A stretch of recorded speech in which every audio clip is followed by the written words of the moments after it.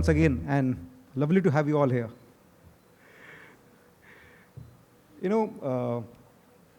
This theme of innovation and collaboration, when you talk about it, when you think about it, I think the best example is the UPI, the Unified Payment Interface. All of us are using it on a daily basis, be it the business, be it the consumer, the civic society, everybody, and it's all collaborative. Similarly, the Aadhaar, there's another collaborative effort by government, and of course, as a personal, individually and as a business, everybody's using it.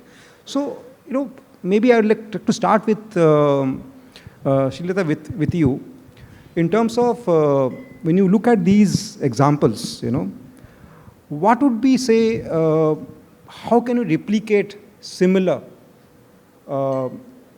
I would say, instruments and which can be, which are both innovative and collaborative. So what would be your sort of, what do you think is the way forward for having more such instruments which are both innovative and collaborative? Thank you, Sudipto, for that question.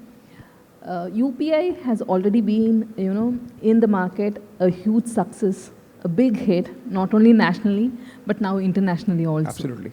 And then we have our Aadhaar also.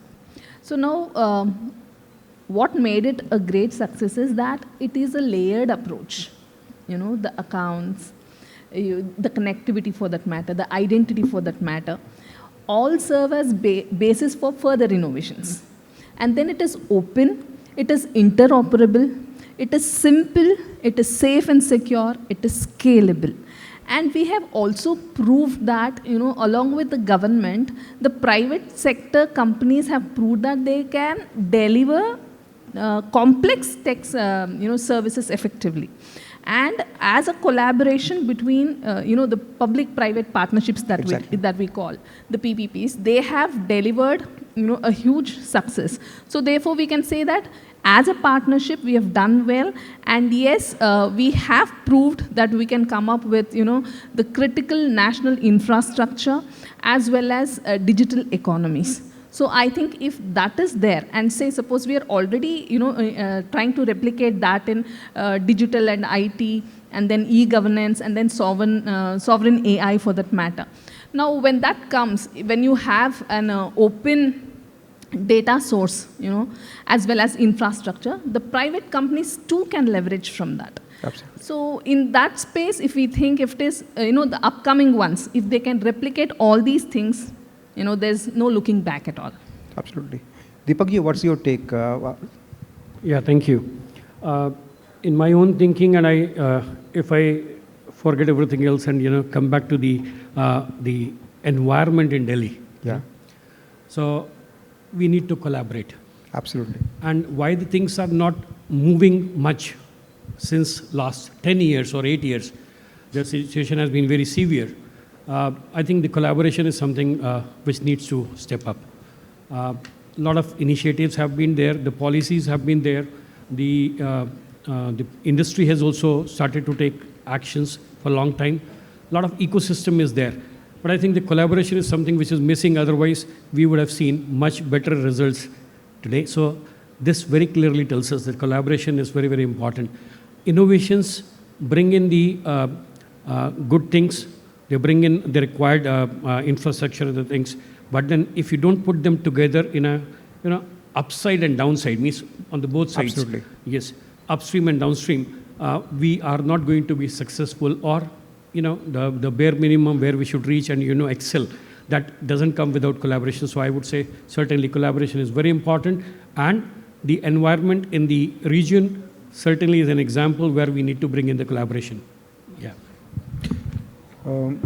Because what's your take in the sense that you come from the wellness industry, Yeah. and something that given the air, given the the pollution talk in Delhi specifically, you feel there's a possibility where there could be some innovative approaches taken by the private enterprise or an entrepreneur, and where everybody collaborates, the government also helps in, chips in. You see there's a possibility here? We touched upon the issue that is there a business opportunity in air pollution? Well, thank you for having me here, firstly. I think the opportunity is there in terms when it comes to fitness. You know, we are there in a city which is highly polluted. And, Exactly. You know, and the things worsen by the year with the hope that, you know, something will happen. But I think the biggest thing that we see here is that there's a scope for people to understand that immunity is the most important thing. And gyms are the best place to build that immunity, because you can't go outdoors, you can't do things that are or to be done in the open air. And we are able to provide a clean environment in terms of getting in fresh air, which is purified, having air purifiers inside our gyms. That's what we see as an opportunity there, that, you know, we can at least make the people be immune to whatever the environment is there, and have a healthier life. So has your gym membership have gone up, like number of people joining the gyms? Yes, absolutely. I think COVID changed a lot. Yeah. You know, we all understand immunity plays a really important role. Absolutely. The number of gyms have gone up. We are nearing 200 gyms across the country. The number of users have gone up. And you know, we were talking about innovation. Our gyms are open 24/7. We offer a global reciprocity. And that's the technological innovation that we have brought. Absolutely. And not just that, we have, you know, now we have an app which is like anyone who is not even a user of Anytime Fitness, who doesn't have a paid membership, they can just have the app and work out, build immunity at home as well. Interesting. I'll Absolutely. I'll go with your first question about UPI. So I'll just talk in the layman language. I remember when I moved out of India in 1997, and I remember I was looking for a job, and the employer asked me, do you have an ID? I said, I have a passport. So he said, so all Indians have passports? I said, no, not all Indians have passports. So what is your ID? I said, we have ration cards. So all Indians have ration cards. No, we don't have ration cards also. So I was very embarrassed that time, and I was really wondering, why don't we have any ID? So, you know, this Aadhaar is a huge game changer, Absolutely. I'll say. And UPI and everything, it's like, you know, the KYC, people make fun of it. But I remember when I started business in India and how people used to run away with your money. And you had, it was very difficult to keep a check on people and, you know, check the VAT number and all those things. So definitely it's a huge game changer. And coming back to the environment and the bad AQI of Delhi, I think we are not accepting the climate change which is happening all over the world. We have to really look for some solutions, sit down, and instead of blaming the government all the time. Definitely they are to be blamed for a certain extent, but we all are also to be blamed, having so many vehicles, all of us, right? And not to forget the bees, the wind, the flowers, all work together to spread the pollen. Absolutely. So we Absolutely. need to collaborate. Yeah. That's the way ahead. Yeah. Absolutely. So we are like, you know, building everywhere, like the concrete jungle is everywhere, and just not thinking about it. So we have some vacant plots, but still more and more acquisition of land is happening everywhere. I know it's a controversial topic, but it's just going on, and we have to stop. So we all are equally responsible for this. Srilata, if I can come to you, in terms of, you know, collaboration, we spoken about collaboration, the fact we all agree that, you know, innovation and collaboration have to go hand in hand.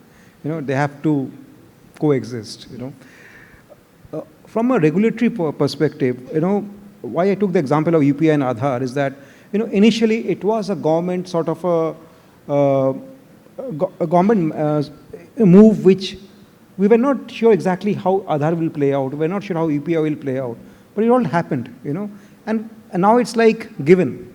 So point is that, you know, what is the regulatory framework that would you like to suggest, you know, that which can help or enhance this type of projects, you know, which come from the government, which is used by the business, by the citizen. What sort of regulatory ideas or policies would you suggest that can help that we should have more such projects which are? Whenever we say that we are working in tandem as a cohesive team, policies always play a great role. First of all, we need to focus on IPRs. The system has to be streamlined properly, whether it is ownership or usage rights. The government has a role to play there. And then, all the goals and outcomes have to be aligned together. The incentives have to be shared. The KPIs that can measure, collaborative outcomes, that has to be developed when it comes to regulatory frameworks. There are so many things that can add up to that. And then we should have clear governance frameworks. That is very important. And you have to take clear and transparent feedback mechanisms so that you can learn from your successes and failures, fail fast and learn fast. And apart from that, there should be, a regulatory framework, especially for research, and you should embed, continuous learning into the ecosystem-driven partnership. Absolutely. I think that will help a lot, in, driving such partnerships ahead. Absolutely. Earlier, Shelly and we were having a chat, and I think you have a different point of view, right, on the regulatory aspects. So it's kind of funny, but we go for a lot of approvals. When we have to manufacture something, we have to get an approval from the drug department, and it's strange. Then they ask for a prototype. So why an Indian company cannot come with a novel idea? Why we have to get a prototype? So they say, you bring something which is very similar, is selling in India. So okay, we say, oh, it's not yet in India. Oh, get something from abroad. So we need to get something very similar. So why we are not, encouraged to bring something new? So they are also not, mentally trained like that. You understand? So even the government departments, it's, when we got our patent, it was not easy. So now I'm very thankful to the government, like we are getting this, the whole patent process is now speeding. Digitization, right? and procedural simplifications. Yes. That should be the order of the day. And research oriented. And that is why if you see, China as well as Korea could clock in 25 to 30% as, from the manufacturing sector led innovation to their GDP. Where are we? We are, just clocking in 15 to 17%. If the procedures are simplified, I think that will take us a long way ahead. And you won't believe 15 years back, if you go to the patent department of Delhi, somebody is here from the patent department, there was nobody in the office. Okay. The office was like khali. There was nobody there. So they came, the government has raised, it's a really wonderful initiative by them. They expedited the whole thing, and now people are getting patent was not heard of before. But, so are you saying? I only feel that it shouldn't, remain as a compliance issue. Whenever we do anything, we do with, the end in mind, they say. But the end in mind should not end at compliance. Yeah? But what next? We are having patents now. We have around 4 patents within 5 years. What next? What are we going to do with that? That should be the way ahead, thinking out of the curve. And the patent gets copied. That's it. Yeah. So now I think the patent office is khali because it's all automated, right? No. It's not khali anymore. It's buzzing. Yeah. The work is happening there, so we are happy about it. Thanks to that.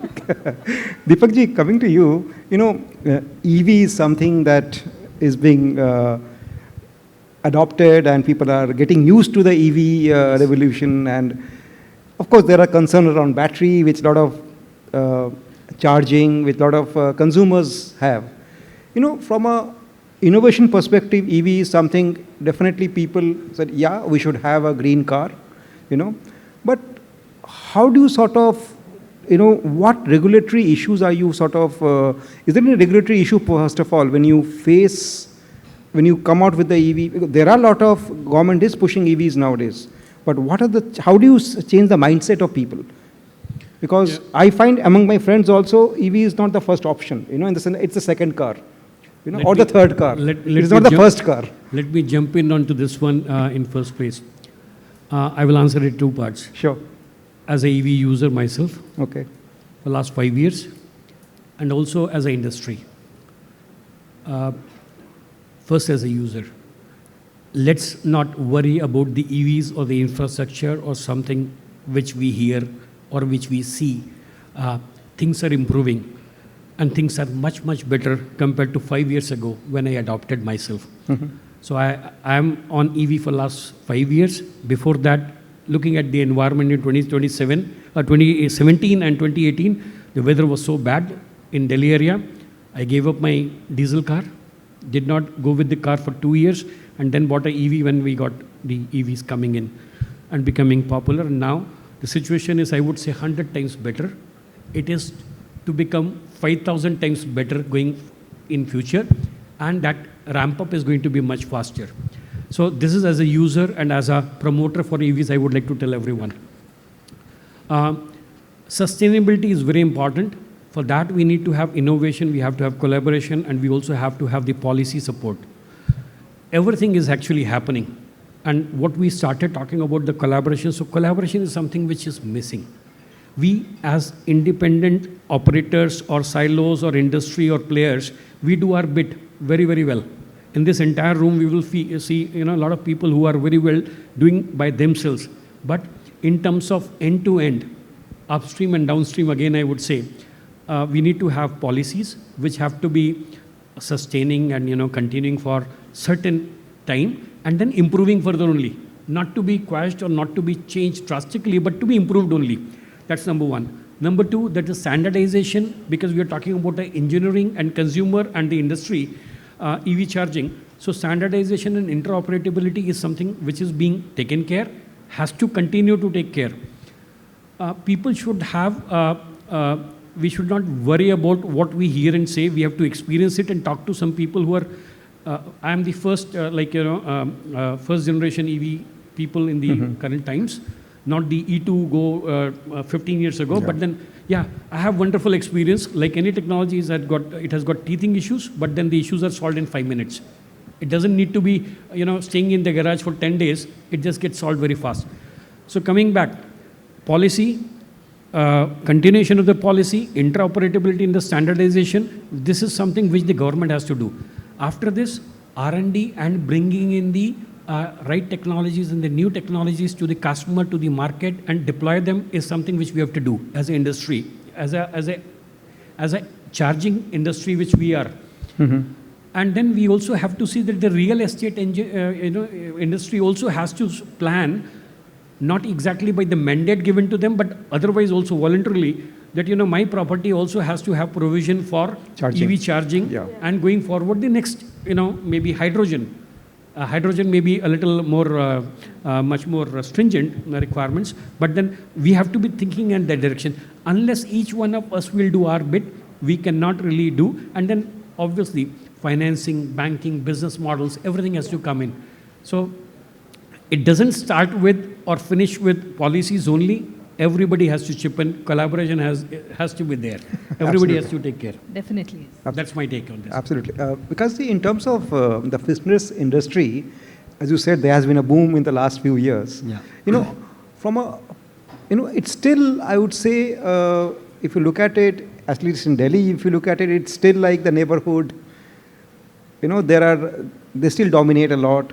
We see branded fitness, brands are coming up in a big way, chains are coming up. From a regulatory perspective, what is your take in terms of, is there a need for formalization of the fitness industry? Should the government come out with some regulation which could help formalize this whole sector? So this industry per se is unregulated, absolutely unrecognized in a lot of ways.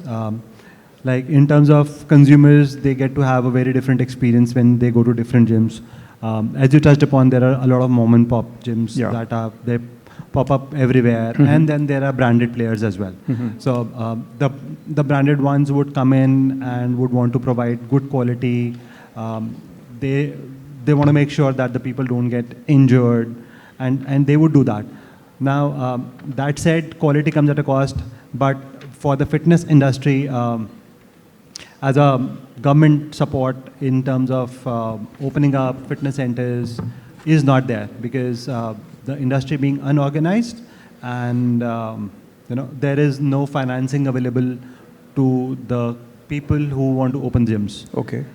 Though government is pro fitness because they understand that for the nation to run or perform better, the people have to be fit. Absolutely. They recently reduced the GST, which was there at 18%, and brought it to 5%.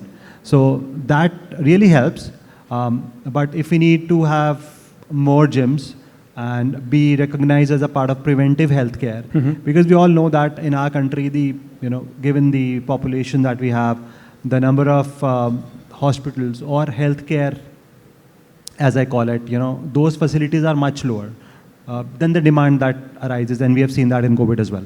So we are a part of the preventive, and to grow this industry, we need to have better regulations in place, financing available to gym owners who want to open fitness centers. I'll say there should be a space allocated in every neighborhood. Okay. To every neighborhood should have a facility, a gym where the neighborhood or the residents can go and get fitter, because that's what a fitter nation is more productive. Absolutely. So what is the percentage of Indians going to gym? I think it's 1.5%. Less than 1%. Less than 1%. Less than 1%, and the Asian average is about 7, and the Western world, if I'm talking about America, it's about 22 to 25%. That's the kind of people who 1 in 4 in the US and less than 1 in India. So you have a large market to tap. Yeah, huge. There's a huge scope for this country to grow, but for that, fitness is something which is not there at this schooling level as well. Yes, But if yes, you it if you is. talk It about has to the other start early. countries, Exactly. there are still people who are there in their 30s or 40s. They walk into the gyms and they haven't even walked on a treadmill. So that's where we are, and we need a lot of government support here to make this available to the common man. Absolutely. Agree. Shelley, in terms of your business, you come from a cosmetics industry, skincare, I would say. And you've taken your brand global. So what has been the sort of your experience be when it comes to, regulations and taking an Indian brand outside India? And it's a very highly competitive segment. Yeah, I think cosmetics and skincare is the most chaotic and most confusing market right now, because there is no entry barrier, especially online. So new companies keep coming in every day. So I'll just share a very interesting incident which happened back in 2013, I think, or 12, 13, yeah. So we got a call from Ministry of External Affairs that we have got an award. So I thought it's a hoax call, maybe because our turnover was like around 7 crores. So I was wondering why we'll get an award from the... So again, we got a mail and then we got a phone call, and I was there in Bombay to receive the award from Dr. Nirmala Sitharaman. She was that time cabinet minister. So you won't believe, with that kind of turnover, we got Export Excellence Award in skincare, in cosmetics. So you can believe it. And 7 crores was not our export revenue. So export was just a part of it. It was even less than that.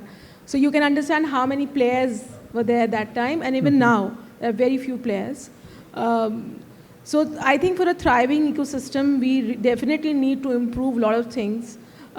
We can follow ASEAN guidelines to go as simple as that.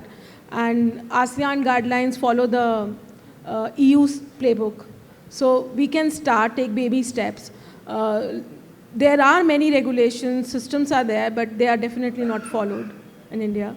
So the safety issues, the claims which we make on the boxes, the ingredients which we are using, so many ingredients are banned all over the world. So there are definitely many issues which needs to be addressed.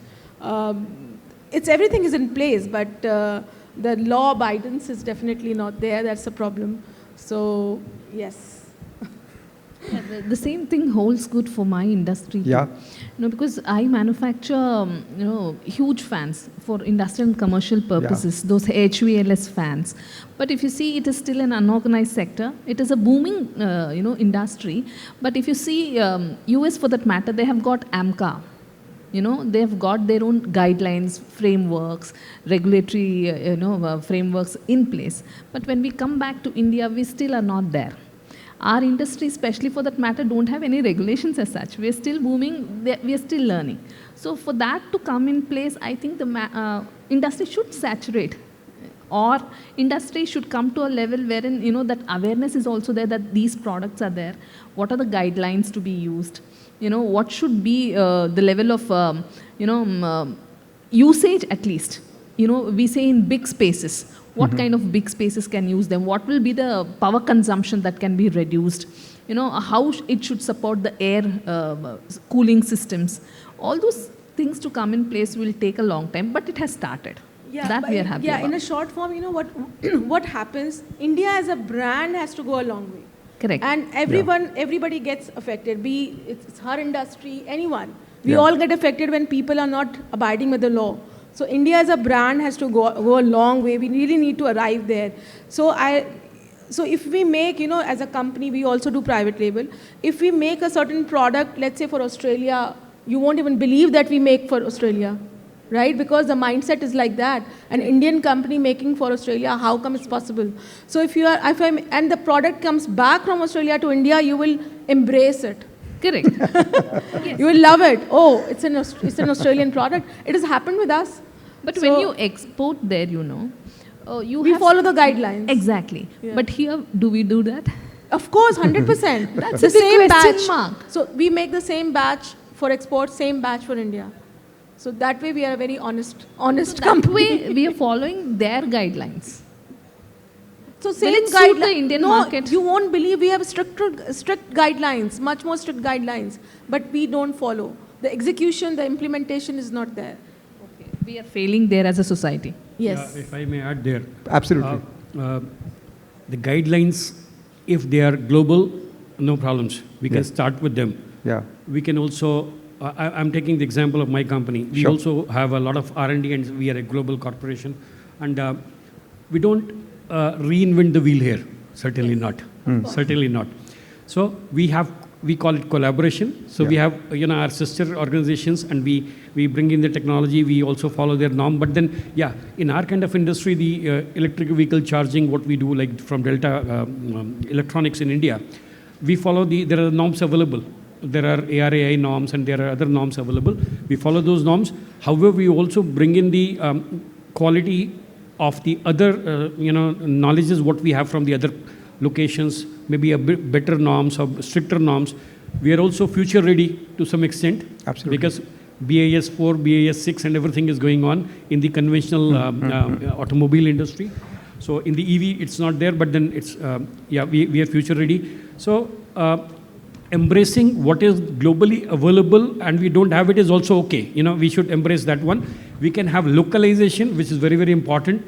Like we are making in India. So we make in India and we follow the regulation, which is more pertinent for India. And we also look for the ESG. Yes. Very, very important. So we have to give back to the population here. The employment has to be here. The supply chain also from local has to be as much being relied on. We should take care of the, we should focus on the local supply chain, local environment, everything, and also do it sustainably. So I'm trying to summarize that, the ESG, I had a presentation in my office today for our ESG initiatives, what we have globally and in India. So I'm able to see that, in the current environment sitting in central Delhi, we have to talk about ESG, innovation, collaboration, everything together. And the policy has to be there, it has to be consistent, and we have to follow the suit, and we have to follow and improve. That's what I would summarize from my point of view. Absolutely. I think this must be a very rare panel which is asking for regulations, Definitely, because we don't have a BIS number at all for our product. HPL is because we you want to don't add something. have them actually. No, but 100%, because see, if the market is more organized, it definitely helps to grow and flourish. Absolutely. But because in your business, as you said, like there are so many mom and pop, fitness centers coming up.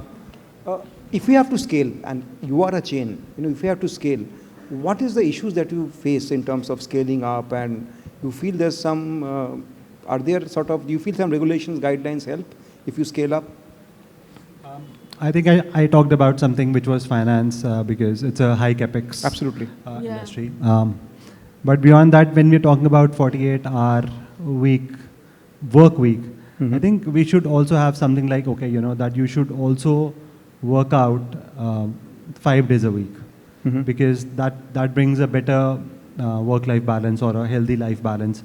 In my company, where at the corporate, we have a thing that, okay, if you're working out, say 12 days or at least 12 times if you're going to the gym, you get to work 1 hour less each day. Wow. So I think those are the kind of initiatives that are there. Plus insurance companies in the West subsidize the insurances for people who are working out, because they know the claims will be lesser. So those kind of things are going to help this industry. If we have to move from less than 1% to maybe 6-7%, people need to understand, and the government has to push for the benefits to be given in various ways. That's how we can be more fitter, more healthier. Finally, yeah, I think I have to say this before we end, because I felt this at the spur of the moment. Why do we accept products after going there and coming back? Probably they have the guidelines there, they have the regulatory framework, they have that discipline in them. They are following all of those, and we feel that the quality is better over there. And now when that comes back to our country and we develop those regulatory frameworks based on quality, innovation, safety for that matter, probably India as a brand will definitely grow once we have that cutting edge over them. Absolutely. So those regulatory frameworks are definitely needed, and our government has to play a role in it. But I think it's a collective effort. Yes. Definitely. It's Absolutely. a really collective effort. It should be, you can't just clap with one hand. Yes. Absolutely. Both the hands have to do it. I'll say that as Indians, we are influenced by the West, the brands. We are, we want to be associated with the brand, and when that brand, I think that brings us trust. Oh, this is a brand, and they are delivering quality. Correct. No, Whatever there is they're a lot doing of, is lot, right. A lot of improvement right now. We are actually not continuing with the habit of cutting corners. We are getting better there, I think. Yeah, make in India and vocal for local. I think the difference between jugaad and innovation is coming through, no? Exactly, the confidence. Yes. How does a consumer have confidence? One is that you state what you do. You put out your policies, your quality policy, your work ethics and everything. And then you market it also. You let it be published and you let it be known. Once we are able to do it, certainly the Indian customers are very educated, they are very knowledgeable. And now a lot of trends are changing. So let's present ourselves more correctly and more adequately. And then we should have many takers. We need to grow the pie together. Absolutely. I think we need to grow the pie, basically. It's like growing the pie. Time's up. But thank you, all of you. I think you guys did all the heavy lifting. Thank you all so of you. much. Thank you so much. Thank you.